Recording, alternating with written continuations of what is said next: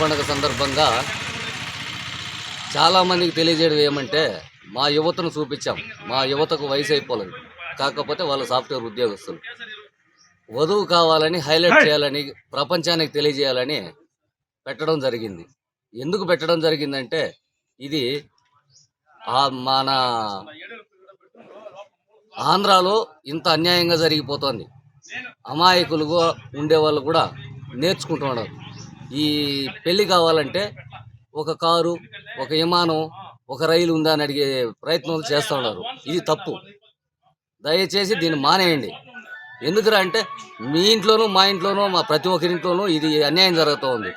డబ్బు ఉంటేనే ఏమీ జరగదు. కారు ఉంటే ఏమి చేయలేరు. 10 మంది కావాలా, 10లో మనం ఉండాలా.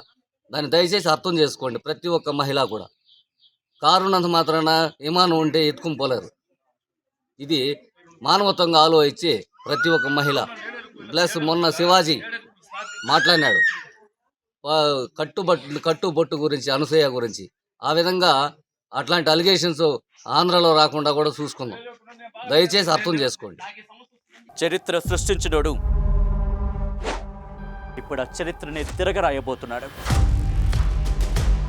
అబద్ధాల గోడల్ని బద్దలు కొట్టి నిజాలను రాగా మీ ముందుంచబోతున్నాడు. నిజమైన వార్తల కోసం వెంటనే డౌన్లోడ్ చేసుకోండి రా యాప్ని.